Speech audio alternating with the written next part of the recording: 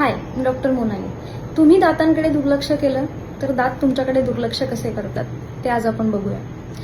तुमचा दात दुखतोय, तुम्ही डेंटिस्टकडे गेलात, थोडीशी कीड आहे, त्यांनी सांगितलं सिमेंट भरा आणि त्यांनी खर्च सांगितला तुम्हाला 600 रुपये. तुम्हाला वाटले की 600 रुपये नको, जाऊ दे. मग तुम्ही बोललात गोळ्या द्या.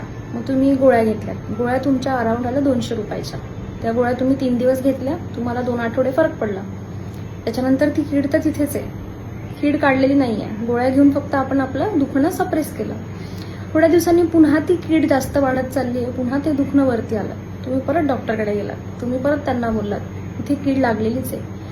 मग डॉक्टरनी तुम्हाला सांगितलं आता तिथे सिमेंट भरून होणार नाही, रूट कॅनल काय, त्याचा खर्च येईल 6000 रुपये.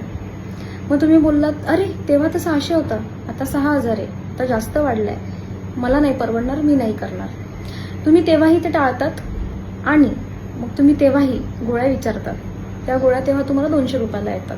मागचे 200, हे 200, 400 रुपये असेच गेले.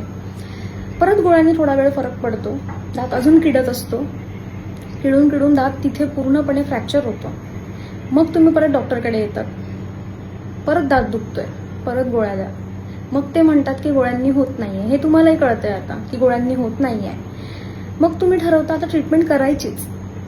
पण तेव्हा तुम्ही जरी ठरवलं ट्रीटमेंट करायचं तरीही तुमचा दात तुम्हाला त्या ट्रीटमेंटला बिलकुलच सहमती देत नाही. तुम्ही जरी म्हटलात मला दात वाचवून द्या तर तो दात वाचत नाही. तिथे तुम्हाला सर्जिकली दात काढावा लागतो. त्याचा खर्च होतो 2000 रुपये. वेळ गेली तशी कीड वाढत गेली, कीड वाढत गेली तसे प्रॉब्लेम्स वाढत गेले, ट्रीटमेंट्स वाढत गेल्या, ट्रीटमेंट्स वाढल्या, पैसा वाढला. त्यामुळे जेव्हा आपण डिसिजन्स घेतो तेव्हा जरा आपण थोडासा विचार करून घेतले तर पुढच्या गोष्टी थोड्या इझी होतात. थँक्यू.